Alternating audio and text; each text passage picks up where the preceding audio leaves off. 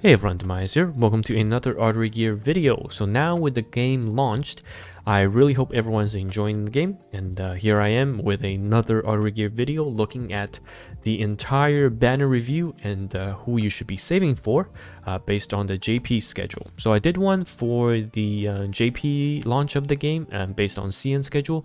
But judging from the fact that we are running on the JP version of the client, we're probably gonna get the faster JP gacha schedule. So I'm on ZZ Fear's document, and I'll be providing my thoughts on what you should be pulling and not pulling, and what you should be saving for.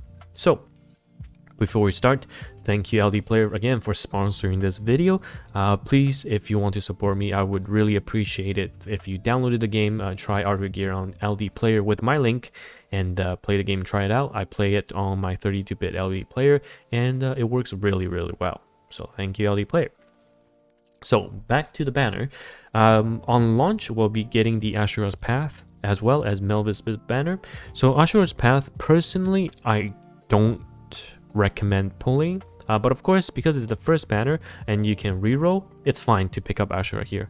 And then Milvus, I think it's almost a better pickup than Ashura in the long term, so you can pick up Milvus as well here, depending on, you know, if you're a free-to-play player or if you're a spender. If you're completely free-to-play player and did get any of these in your reroll, just skip both. There are better choices later on. And after Milvus banner, we'll get Sirius just a few days after. And Sirius is a fantastic unit, one of the tier 0s from launch to end, so definitely pick up Sirius.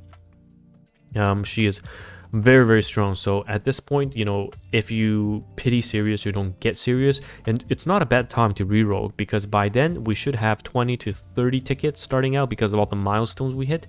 So a lot of people actually rerolled there and benefited greatly. Cream as a banner, so Cream is a very strong PvE and PvP support. I personally did not pull for Cream because I had Hearin. Hearin was a very PvP focused unit for healing wise as well as tanking, so I didn't need Cream at all. However, there are many occasions where I wish I had Cream, so you can pull for Cream if you have over 1.5 pity saved up. But other than that, I don't recommend pulling for Cream. Next is Phantom. So Phantom, if you're a whale, definitely do pull for Phantom, because Phantom has one of the rarest imprints or rank ups in the game, which provides speed bonus for your team. So you want to pick up Phantom if you are hoping to run Cleave. Even right now on the JP server, Cleave is still alive in some of the cases, and it's very strong because you can have Isabell, for example, as an opener, and because of Phantom, she'll outspeed max speed Timmy, so she can still open and destroy your team. After that is Ginga.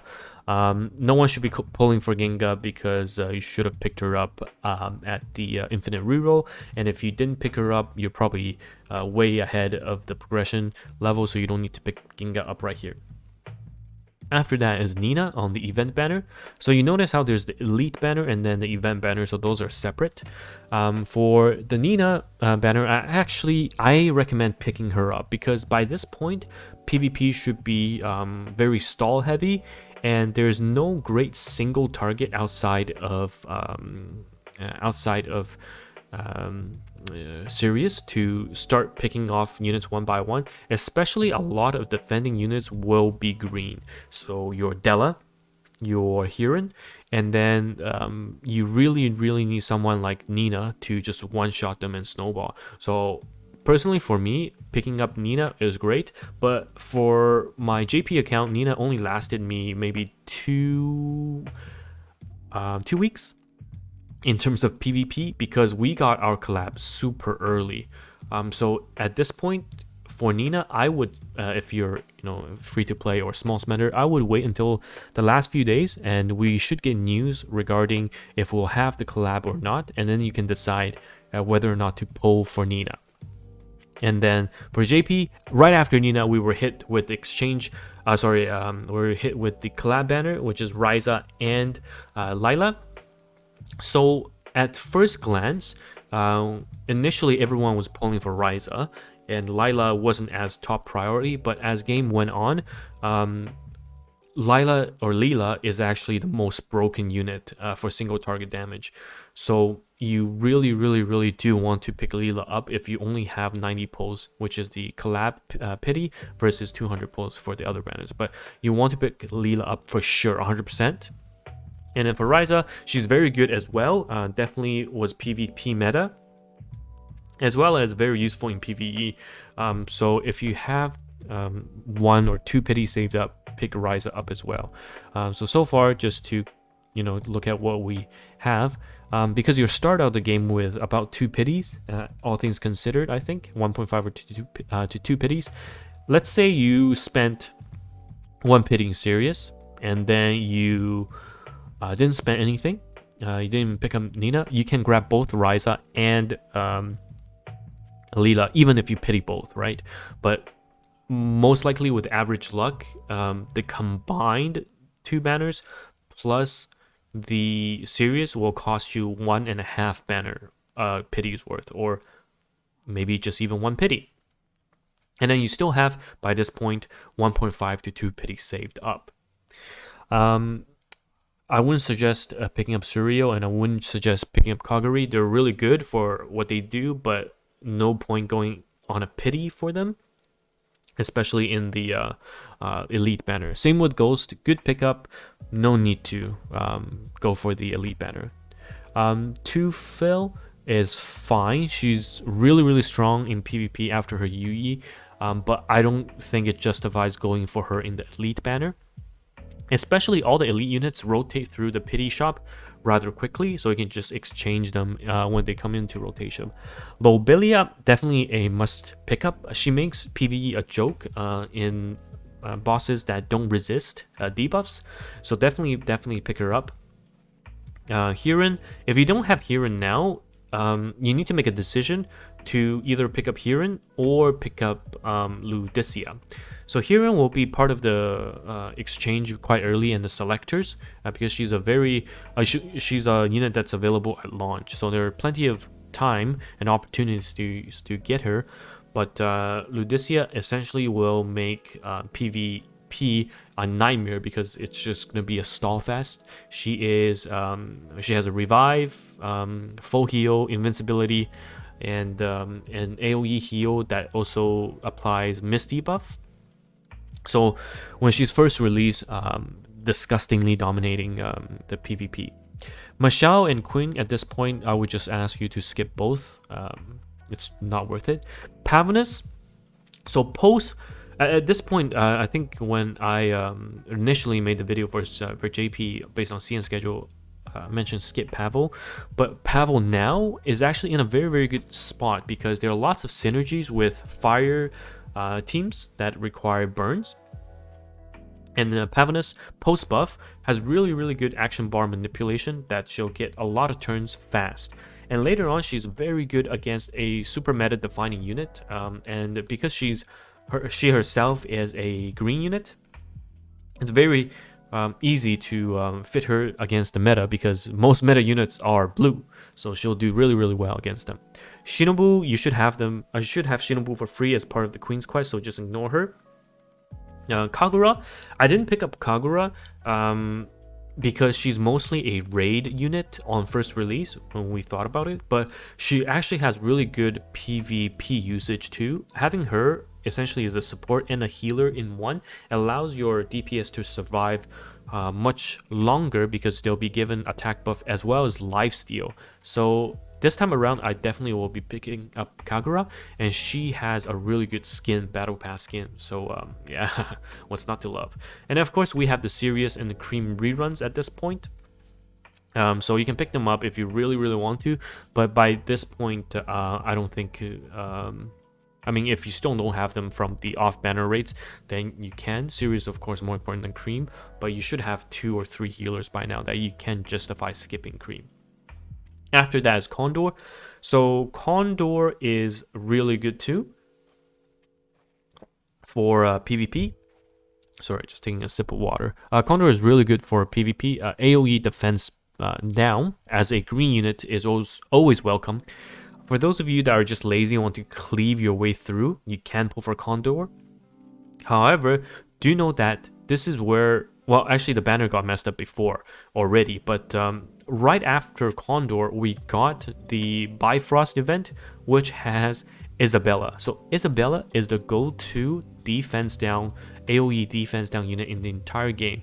And recently she just got a unique equipment in CN giving her AoE greater defense buff down. And it also doesn't trigger a counterattack, which instantly puts her in tier 0 or SS rank. So if we follow JP's schedule, don't pull for Condor. Isabella is just miles better, so you can skip. Of course, Cindy, unfortunately, is trash, so I won't talk about her. Phantom, if you want more imprints, you can pick her up more. And Ginga, we can skip. After that is Victoria. So Victoria is fantastic. On initial release, she's really meh. But again, the unique equipment made her a tier 0 character. She is one of the strongest unit now. So definitely, if you're planning for the future, you can pick her up. After that, Benny is our elite banner. Benny with Yuui. So you see a pattern already. A lot of units after unique equipments just get really good, and you don't know who is going to get unique equipment next. So for the information we do know, now we suggest pulling Isabella, Victoria, and Benny for sure. But prior to that, we didn't know, so a lot of people skipped on the Victoria and Isabella. But yes, grab Benny if you can. Yeah.